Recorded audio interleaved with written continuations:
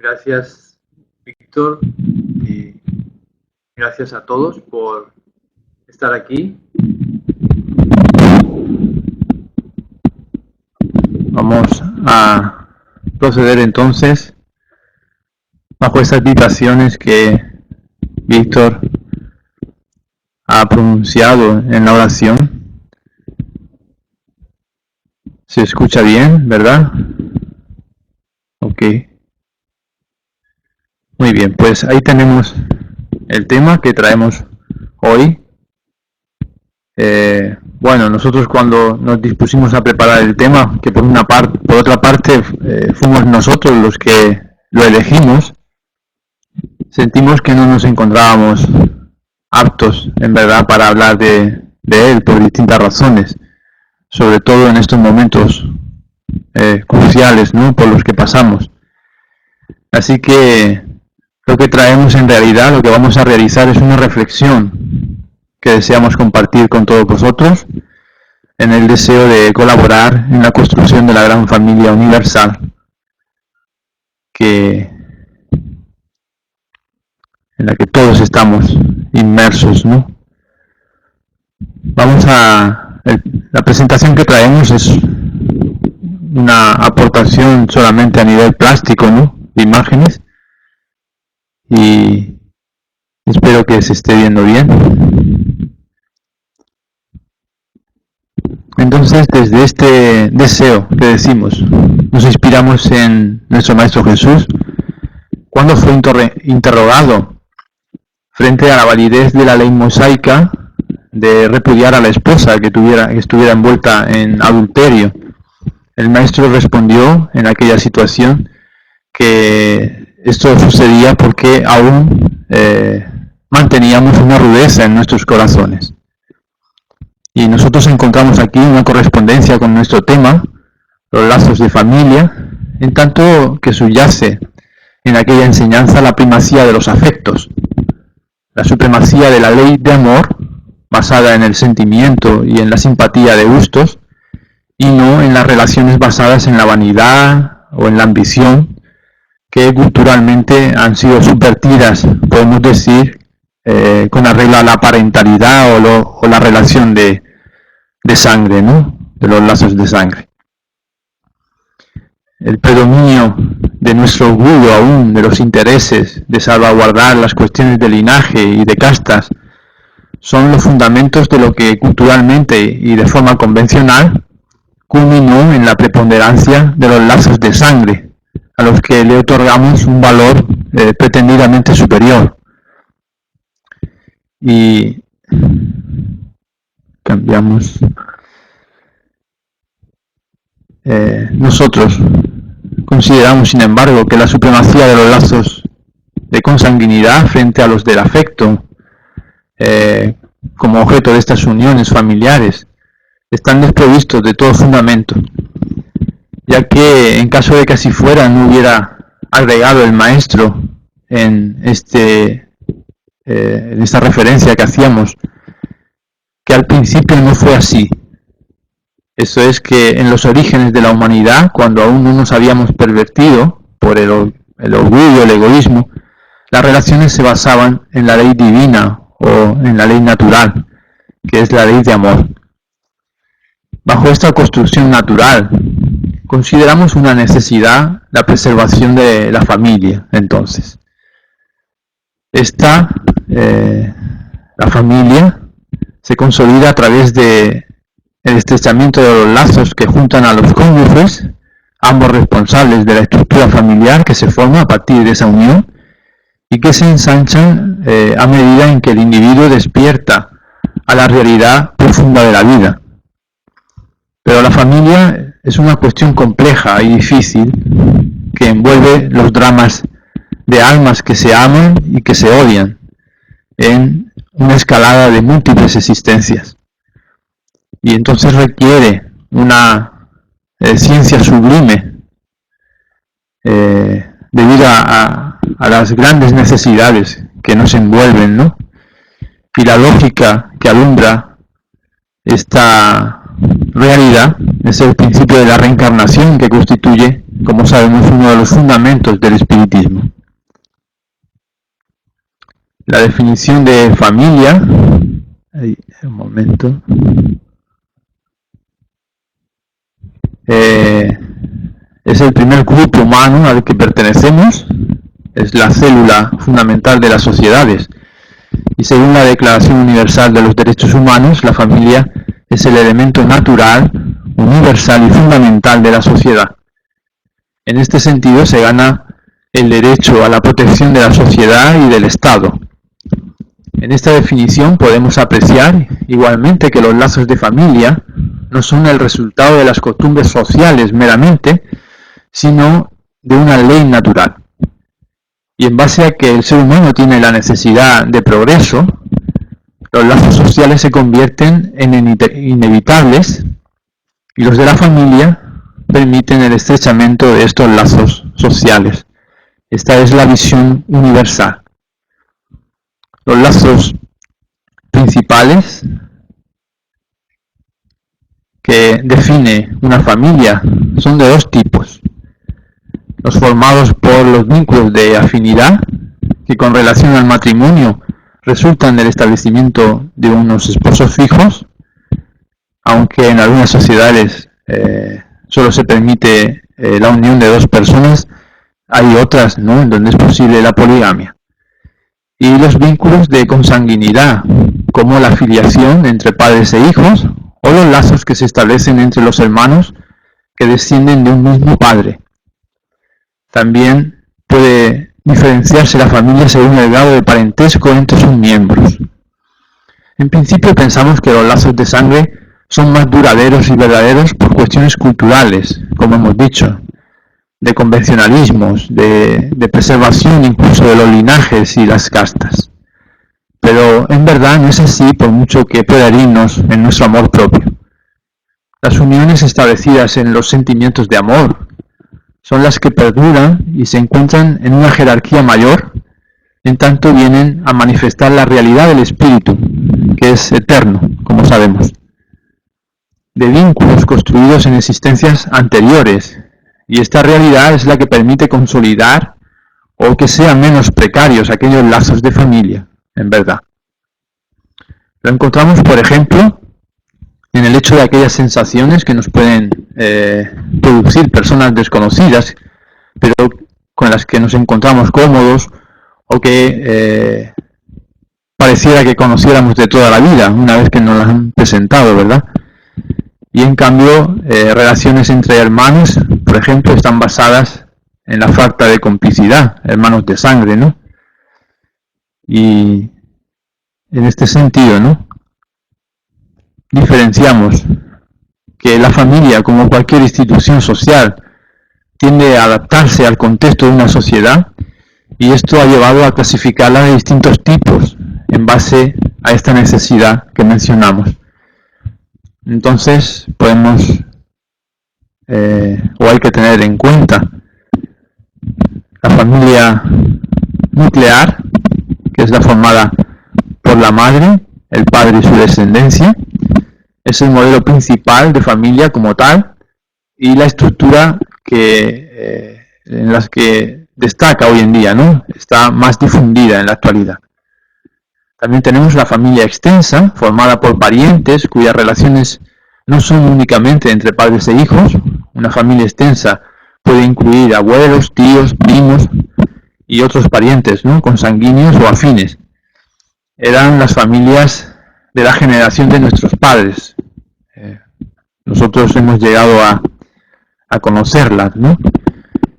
Y la familia monoparental, que es un grupo familiar compuesto por un solo progenitor, puede ser el padre o la madre, y un hijo o varios hijos. Este es un tipo de familia que está dándose también, tiene bastante relevancia hoy en día en nuestras sociedades, ¿no?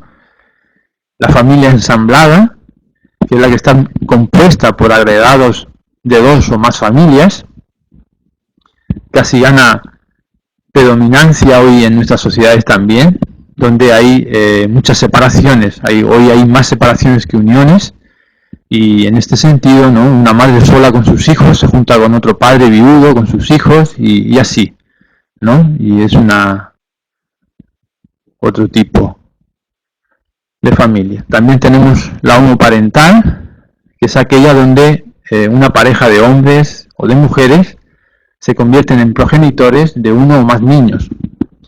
Las parejas homoparentales pueden ser padres o madres a través de la adopción o de la maternidad subrogada o de la inseminación artificial, en el caso de las mujeres.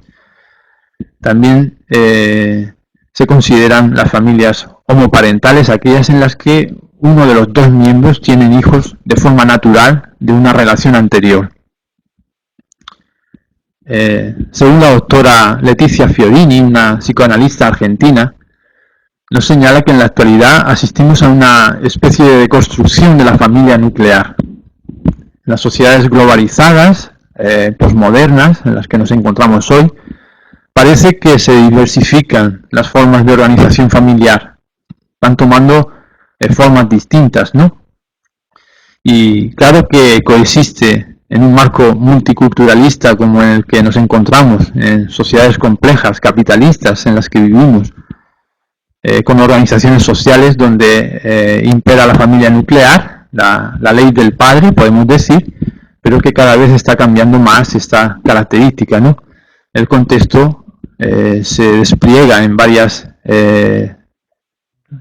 formas, podemos decir, difíciles de concebir casi hoy en día, ¿no? Las transformaciones de las familias actuales, la caída del pater familias, la deconstrucción de la maternidad, así como el auge de las nuevas técnicas de reproducción, al poner en cuestión que la unión hombre-mujer sea un elemento esencial para la procreación, desafía el concepto de parentalidad tradicional que hasta ahora estábamos viviendo. Vemos entonces en este sentido lo complejo de la cuestión familiar, que básicamente supone por un lado una alianza, lo que consideramos el matrimonio, y por otro una filiación, los hijos.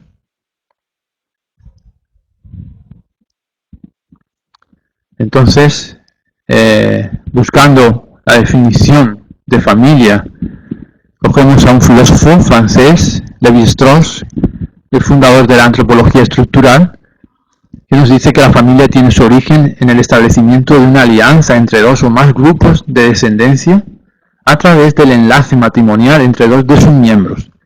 Está constituida por los parientes, es decir, aquellas personas que por cuestiones de consanguinidad, afinidad, adopción u otras razones diversas hayan sido acogidas como miembros de esa colectividad. Vemos con esta definición, desde el punto de vista sociológico, que la mera consanguinidad no garantiza el establecimiento automático de los lazos solidarios con los que se suelen caracterizar a las familias. Si los lazos familiares fueran equivalentes a los lazos de consanguinidad, un niño adoptado no podría establecer una relación cordial con sus padres adoptivos, puesto que sus instintos familiares, vamos a decir, le llevarían a rechazar a esos padres y a buscar la protección de los padres biológicos. Los lazos familiares, por tanto, son el resultado de un proceso de interacción entre una persona y su familia, lo que quiera que cada sociedad haya definido por familia. Como hemos visto, hay varios tipos: la familia nuclear, la extensa, la monoparental, la adoptiva. Entonces, en este sentido, ¿no? Luego se diluye el fenómeno puramente biológico, podemos decir, y adquiere más relevancia la construcción cultural, en la medida en que cada sociedad define, de acuerdo con sus necesidades y su visión del mundo, lo que constituye una familia, como hemos dicho. Esto muestra el error de apreciación de algunas personas que piensan que la reencarnación, en este caso, destruye los lazos de familia, y que, por el contrario, lo que hacen es ampliarlos. Y lo es porque, estando fundado el parentesco en los afectos y no en la sangre, esos lazos son menos efímeros, en tanto que no se establecen en la transitoriedad de la existencia física, sino que tienen un fundamento anterior y mucho más profundo. El rechazo quizás puede radicar en que la reencarnación aumenta nuestros deberes fraternales y disminuye, por otra parte, la importancia de la filiación, al hecho de pertenecer a una estirpe, como decíamos, que nuestro orgullo, en este caso, nos impide aceptar. Y esto es la contravalorización. La familia resulta, entonces, de la conquista de un proceso antroposociológico en el que va creciendo el ser humano.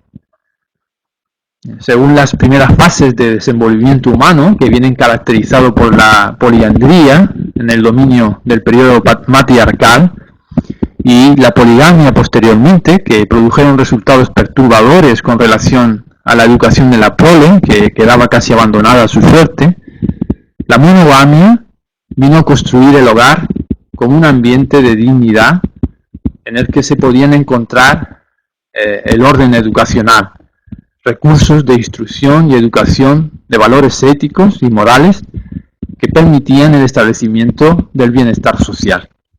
Comienza así a fortalecerse los lazos de familia, los lazos de afinidad en el sentimiento de la ley natural. Por esta razón, la familia reapareció como célula máter del organismo social, donde se desarrollan los sentimientos y la inteligencia, despertando al espíritu hacia realizaciones superiores. De ahí también que cuando la familia se desestructura, la sociedad se tambalea, la cultura degenera, ¿no? O incluso la civilización se corrompe, ¿no? Podemos decir, como nos advierten los espíritus superiores en el libro de los espíritus. Es lo que resulta hoy. Consideramos una deshumanización como resultado de la sociedad tecnológica, que por un lado nos lleva a la conquista del universo y por otro no puede impedir el deterioro de la familia, que se torna víctima de sí misma. Observamos el problema proyectado en el retroceso moral originado por la falta de atención que se presta a la familia y que redunda en una irresponsabilidad finalmente de los padres ante los hijos, y se cumple tanto por exceso como por defecto.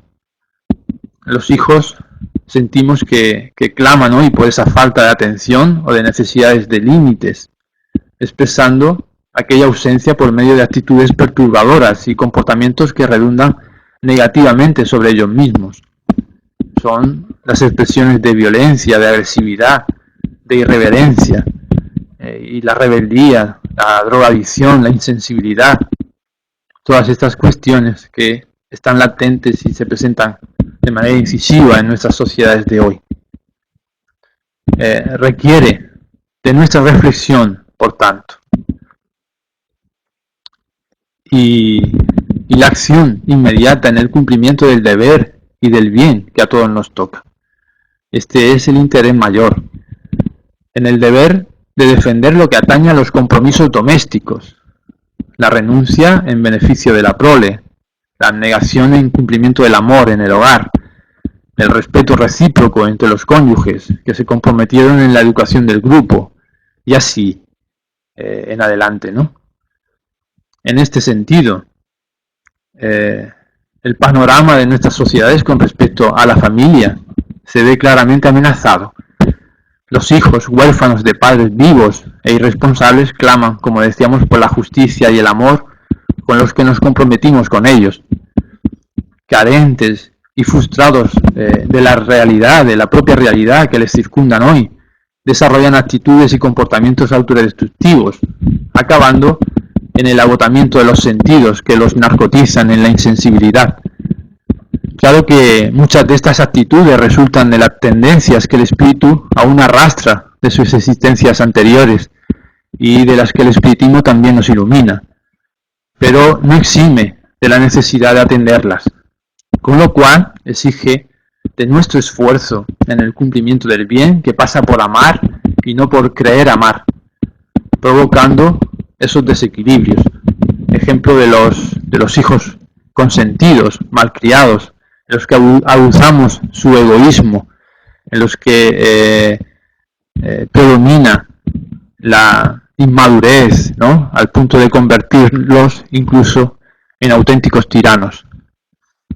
Esto se extiende igualmente a la familia extensa, a otros parientes con los que encontramos dificultades de relacionamiento y con los que tenemos la oportunidad de trabajar en el bien, de buscar afinidades para consolidar los lazos familiares que deben trascender en verdad el marco de las costumbres sociales y de las convenciones, ¿no?, de los propios convencionalismos. Esto viene en cumplimiento de la ley del progreso y de sociedad. En fin, podemos decir de la ley natural, que nos impulsa a aprender a amarnos como hermanos y que recobra una dimensión mayor a la luz de la reencarnación, según el espiritismo. Para el espiritismo, la familia es un laboratorio vivo de experiencias y aprendizajes, una verdadera escuela de educación de las almas en su ansiosa búsqueda de la felicidad, que aún no es de este mundo, pero que comienza en este mundo. En la concepción espírita, la familia es una institución donde se reencuentran los seres bajo una programación definida, un programa de pruebas y expiaciones con vistas al logro de un futuro mejor. Es un reducto, podemos decir, donde se encuentran espíritus inmortales trascendiendo la propia creación de los cuerpos. Es la grandeza de la visión reencarnacionista, que nos ofrece un entendimiento más amplio de la realidad. Nos motiva al esfuerzo de mejoría moral a través de la renuncia, de la buena voluntad, de la ayuda mutua, del perdón, de la tolerancia y de muchas otras ganancias que confieren la conciencia despierta de saberse espíritus preexistentes. La lucha que aún subyace en lo íntimo de nuestro ser respecto a las ideas de este orden se deben al predominio de nuestra ignorancia, que es el mayor mal de nuestro mundo.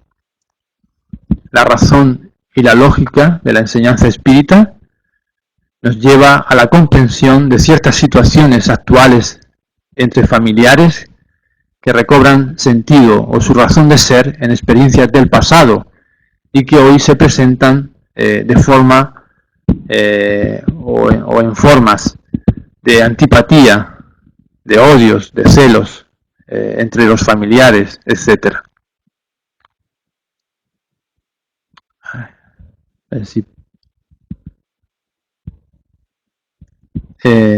En este sentido, nos da la explicación de diversas actitudes o atracciones sexuales enfermizas entre padres e hijos, entre hermanos y demás.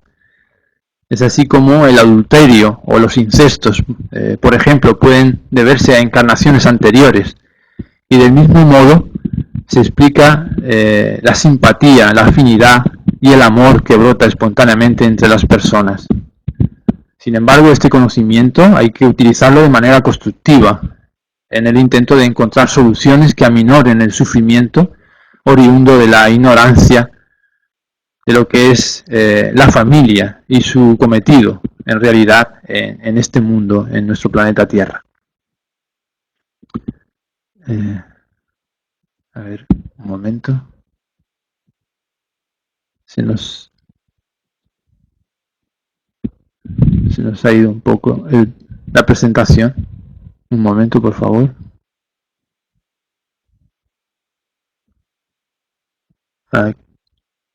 Aquí. La familia no es solo un foco de luchas y problemas, sino también es una fuente generadora de alegrías cuando se encuentra sustentada por todos sus miembros en principios superiores, en valores morales, ¿no? Pero es necesario cultivarla, atenderla en todas sus necesidades. Y en ella vamos a encontrar las circunstancias ideales a nuestras necesidades evolutivas que requerirán de equilibrio y ponderación, ya que el hogar es la primera escuela y los padres se convierten en los primeros educadores. Es como una pequeña república fundamental para el equilibrio de la gran república humana representada por las naciones, ya que el hombre solo se realiza cuando comparte necesidades y aspiraciones en la coyuntura del hogar y de manera más amplia en lo social, construyendo así los lazos de humanidad. En este sentido, el hogar no puede considerarse solamente como la edificación material capaz de ofrecer seguridad y paz a los que allí se resguardan, sino que se convierte en el espacio de la renuncia y de la dedicación, del silencio y el trabajo, que se permiten a aquellos que se vinculan por la elección afectiva, o bien por mediación de la imposición consanguínea, por deudas pretéritas en cumplimiento de la ley de causa y efecto. En razón de esto, la familia es un grupo de espíritus que se necesitan, espíritus desajustados, en compromisos impostergables para la reeducación y que la reencarnación posibilita, en cumplimiento de la justicia divina para la adquisición del perfeccionamiento por los caminos del amor. Se experimentan los ideales, los sueños, los anhelos, las luchas, y son tareas arduas, ¿no? Los sufrimientos y las aspiraciones, así como también se presentan la posibilidad de construir cimentando en valores morales, en expresiones de elevación espiritual, en pro de todo y de todos, en vías del progreso universal. Claro que las herencias y apariencias físicas son el resultado de los gametos, pero el carácter, la inteligencia y los sentimientos proceden del espíritu que reencarna, independientemente de los vínculos genéticos de los progenitores. Somos reencarnantes, reunidos en un mismo hogar por compromisos anteriores, ya sean de amor o de odio. Allí tenemos la posibilidad de reajustar viejas cuentas a través del amor, de la tolerancia, del perdón, o bien seguir construyendo juntos rumbo a la felicidad. No existen circunstancias en verdad aleatorias o casuales. Insistimos, existe una ley causal bajo la que se cumple la justicia divina y que nos pone en las circunstancias ideales para la consolidación de nuestro grado evolutivo. No pocas veces se complican las situaciones debido a sentimientos de animosidad, de antipatías inconscientes que se expresan de manera exorbitante en el núcleo familiar.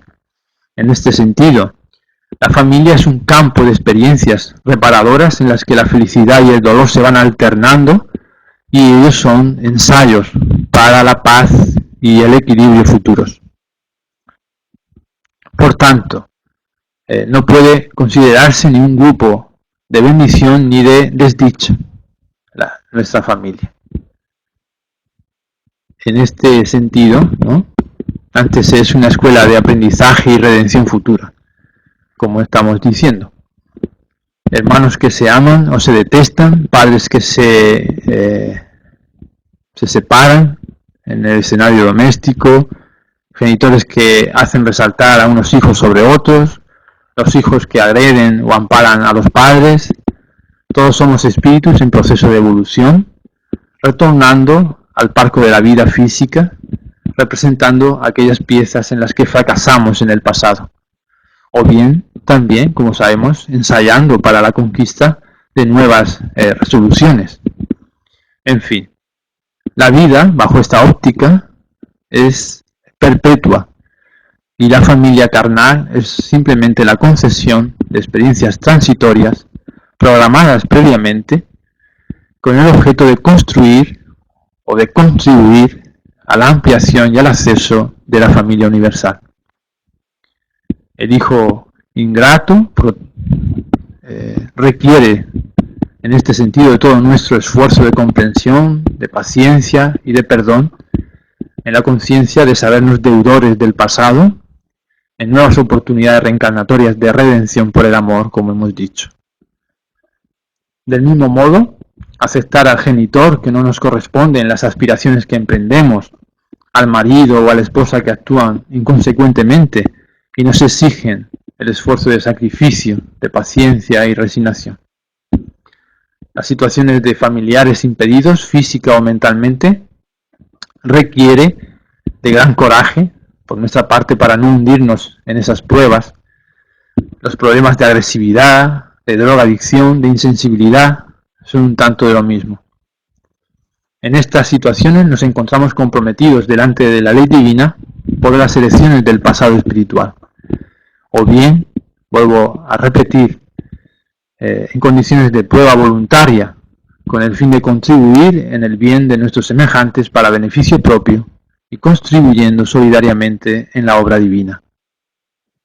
Todos nosotros modelamos nuestro cuerpo y las circunstancias en que compareceremos en la existencia física para la oportunidad liberadora, para esa oportunidad iluminadora y más o menos auxiliados según nuestro nivel evolutivo en la programación de estas existencias, ¿no?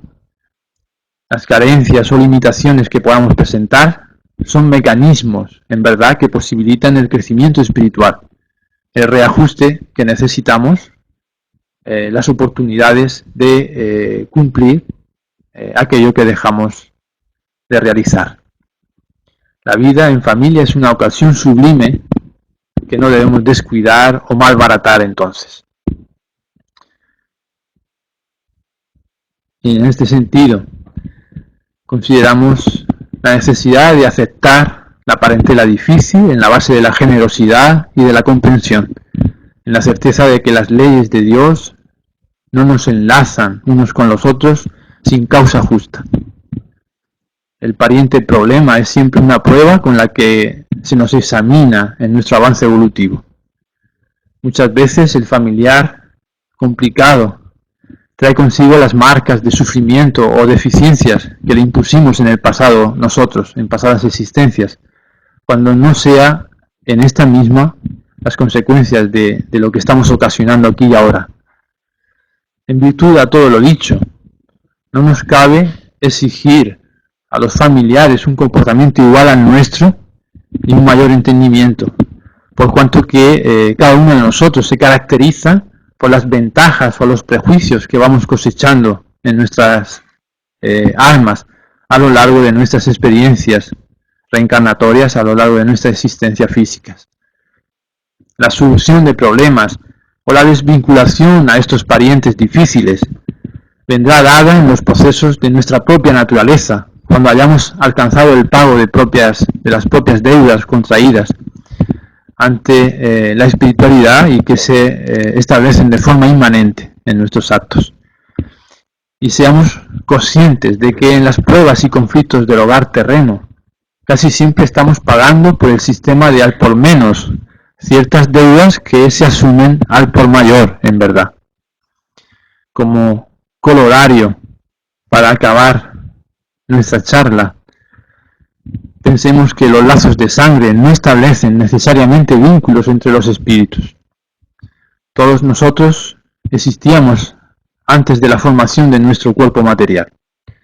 No creamos los padres los espíritus de los hijos. Solo se provee la envoltura corpórea con la responsabilidad ante Dios de hacerlos progresar intelectual y moralmente. Por tanto, los verdaderos lazos familiares no son los de consanguinidad, sino los de simpatía y de comunión de pensamientos que unen a los espíritus antes, durante y después de su encarnación. De esto podemos deducir, entonces, que dos seres nacidos de padres diferentes pueden ser más hermanos por el espíritu que si lo fueran por la sangre. Podrán atraerse, buscarse y complacerse juntos, mientras que dos hermanos de sangre verdaderamente quizás se rechacen mutuamente, como a diario podemos comprobar. Y este problema de consecuencias morales solamente puede explicarse mediante la comprensión de la pluralidad de existencias que el espiritismo nos otorga. Terminamos entonces con las palabras del maestro al doctor de la ley, que le dijo: nadie alcanzará el reino de Dios si no naciere de nuevo. Y Allan Kardec, que nos estableció con seguridad aquella máxima de nacer, morir, renacer aún y progresar siempre. Tal es la ley para la conquista de la dicha futura.